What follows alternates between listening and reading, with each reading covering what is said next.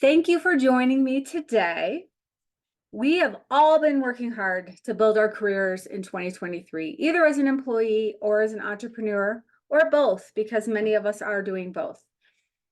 If you are here right now, then you are someone who goes that extra mile to stand out from the crowd, and in return, you expect extraordinary results. All of these things you do, all of the learning, all of the networking, the late nights, every single time you put yourself outside of your comfort zone, all of those things are adding up and are going to get you to where you want to go. And I know that you already have big goals for 2024. And as I mentioned, all year I've been sharing tips specifically for your career and your business. But today I want to talk a little bit more about what we can do in life to build up that strong foundation that enables us to thrive in our careers. If you are not reaching those career goals, could it be because there's something in your life, your foundation is shaky, there's attention away from your career, from caregiving, maybe for your kids or your parents or other family members. Maybe you are dealing with an illness or a whole slew of other things that life throws at us that could take our attention away from building our careers and our businesses.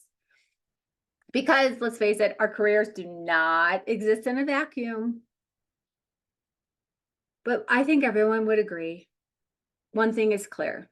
If you're not slaying in your life, it's a whole lot more difficult to slay in your career and your business. I want to take a second to tell you a little bit about me. In the last decade, I've experienced all of these. Returning to work after a 12-year career gap, where I raised 3 babies to teen years and battled several rare and chronic diseases that left me disabled for a while. I wanted to figure out how to get back in the workforce and contribute in a meaningful way while building a thriving career. I lacked clarity on exactly how all of my skills and experiences and degrees could lay that path to that abundant future that I dreamed of. I was stuck in prolonged job searches, 18 months and longer. I know what it feels like to be stuck in a toxic job and wanting to get out so bad, but not being able to find that next thing and ultimately being forced to quit. I've dealt with the unexpected death of a parent. I've felt stuck and reacting to life, just everything that comes your way, instead of being able to strategize and move forward in a linear way. I have faced the financial and mental challenges that come with those associated long job searches.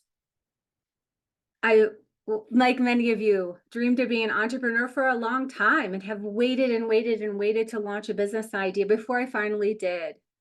And then, of course, let's not forget struggling to grow that business. And I've worked with countless women just like me because my story is not unusual. Life will always throw things our way, but that doesn't mean that we can't have a rewarding career at the same time.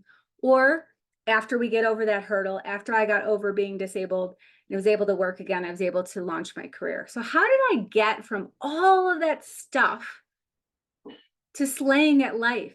I've been back in the workforce for 5 years at the director and executive director level, plus more years supporting women through their own pivotal career transformations.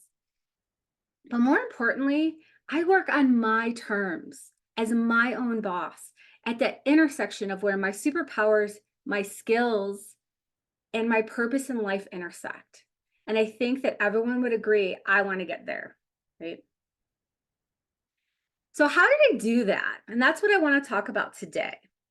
I've invested a lot of time and energy into building all of that framework that keeps me and enables me to be functioning at the highest level. Because if you're not functioning at a high level, you're not going to be able to function at a high level in your career. I've learned to prioritize self-care and to spend as much time and effort building my mental fitness as I spend on building my physical fitness. Wait, I really want to pause here. Did you hear that? We all know we should be working out. We all know we have to take care of our physical fitness.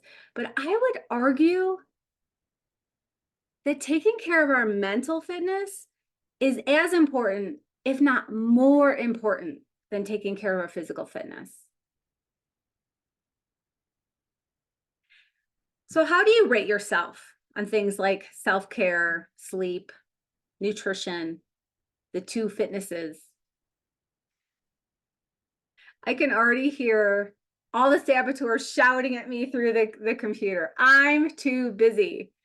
Everything else in my life is more important. Caregiving, work, volunteer duties, finishing my degree, whatever it is. I don't have time for this. But you know what? If you don't make time, your body is going to crash. You're not going to perform well. It's inevitable. And in middle aged, that crash is coming faster than maybe when you were in your 20s.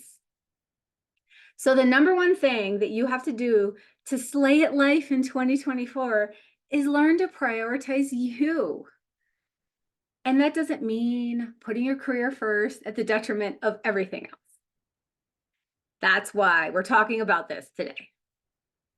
So you may know what's weighing you down in life. You may know what part of your life you need to prop up. But if you don't, I have this handy dandy exercise called a life wheel. I recommend doing it at least 4 times a year, if not every other month. And I will link that up in the show notes after I turn off the live. Go ahead and take it. And what it does is it gives you a visual representation of all of the areas of your life. And you might find that it's really lopsided. You might find that a bunch of areas are very low. So that will help you in what the next step for 2024 is. To slay in your life, you have to have a plan. Lay a plan for you. But I want you to do it different. For once, I want you to lay a plan without considering all the variables first. Yes, I know we all have financial constraints, geography constraints, children, parents.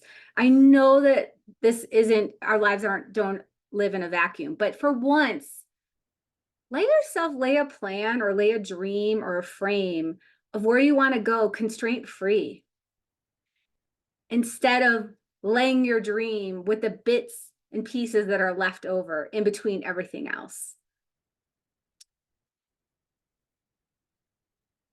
I hear you.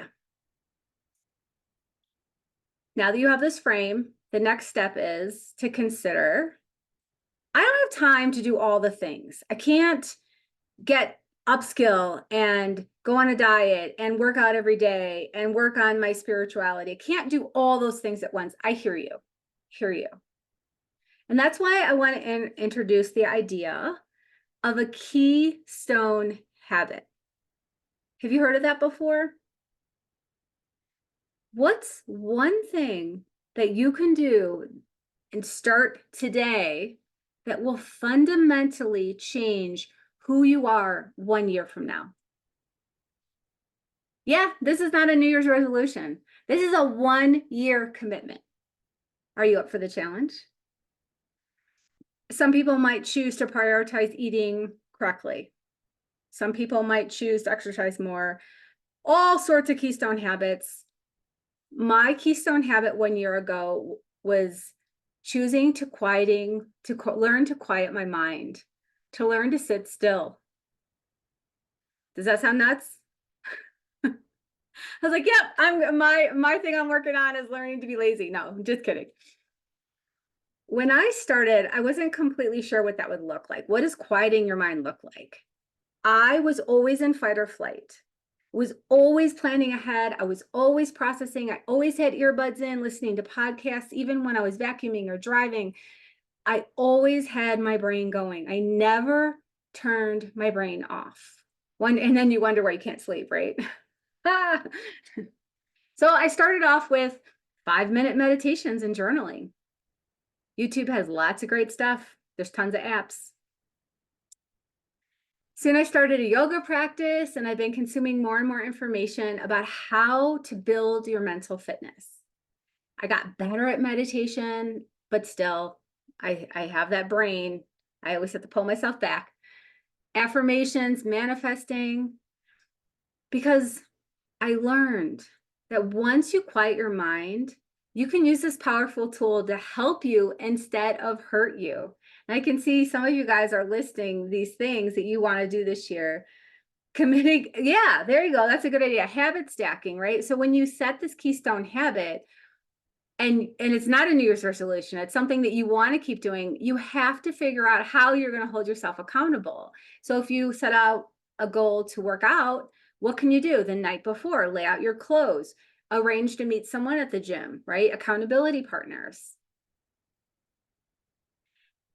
The next step in slaying in 2024 is learning how to turn your brain from your worst enemy to your best friend. Think back to when I told you to lay out your plan for 2024 and not consider any of the variables. What happened? Your brain immediately said to you, well, that's not realistic. You don't have the money to do that. But what are the kids going to do while you're going back to work? Who's going to take care of mom? All the things. That's your brain fighting against you. Wouldn't you like to learn to understand how your brain sabotages you and stop it? I found my way to a mental fitness program because that's what I needed. And that went along with my keystone habit of quieting my brain. And what it does is it gave me the framework to learn tools to intercept my own saboteurs and learn how to stop them and bring in other perspectives to live and work and grow my mental fitness. And if you're interested in learning how you can do this as well, I have 2 cohorts starting in January, on January 6th. One will be for people who are looking for jobs, and one will be for entrepreneurs. And if you are both, we can figure out which group is the better fit for you. Go ahead, reach out to me after this if you're interested in learning more about that. The fact that you joined me today tells me that you are going to do great things in 2024. It just takes a little bit of deliberate planning and taking care of you first. Laying that foundation, that solid foundation that will weather all the bumps and storms that come when you're pushing yourself out of your comfort level and when you're reaching for big things. After this, if I've stirred up a lot of things that you want to talk through, I am giving a series of 3 calls. We call it the Dream, Dare, Do call series. Absolutely free, but you have to start in December to take advantage of this offer. I will link up the link where you can grab your calls in the chat after this event, or you can click on the link in my bio. I hope that you will connect with me, and I hope that all of the stuff that I've put out this year has helped you grow in your career. Thank you for joining me. Happy holidays.